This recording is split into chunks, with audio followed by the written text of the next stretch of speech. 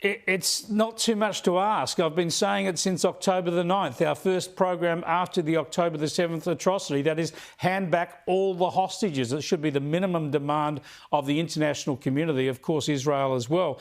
Let me just go, though, to the quite open debate now, the quite open falling out between Benjamin Netanyahu and Anthony Albanese. And there's no doubt that the Israeli Prime Minister has really ramped it up by going on Twitter, making a letter public. And then last night, speaking with Sharry Marks, and she'll be showing that full interview here on Sky at 8 o'clock. But here's a bit more of what Benjamin Netanyahu's had to say about the relationship with Australia and why the war in Gaza matters to everyone.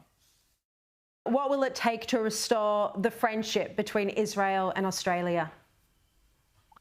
There's been a great underlying friendship there for over a century. I think it's been gone astray because I think leaders did not show the strength and conviction that they should have when we're fighting.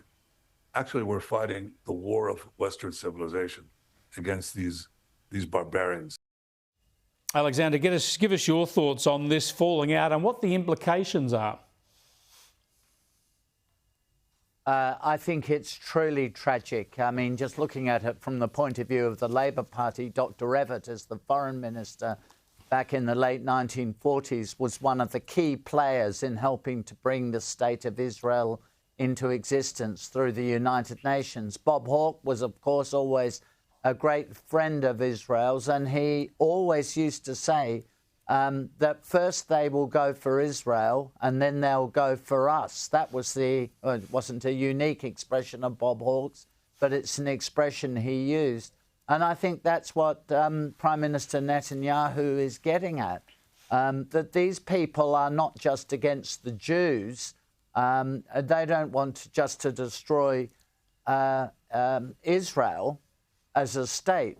These are people like Al-Qaeda before them and ISIS and so on, who want to destroy Western civilization. So Israel is at the forefront of the battle to preserve Western civilization. And it is truly a tragedy. It's truly a tragedy that Australia is not a robust supporter of a great liberal democracy like Israel, but it's found itself being congratulated by an Islamic terrorist organisation for its position on this war. It is truly a tragedy. It's so sad to see, and it will take many years to rehabilitate Australia's traditional and important relationship with Israel.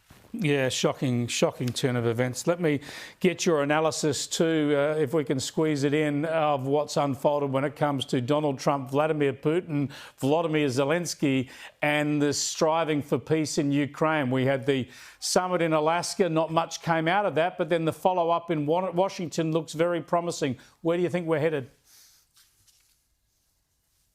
I think it will take time, but in the end, I've always thought this is what would happen. There would be some concessions in relation to land.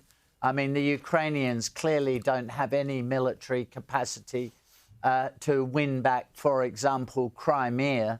It would just be militarily impossible for them. Only the Americans could do that, and the Americans aren't going to do it. No one's asking them to. And there will be a peacekeeping force in Ukraine.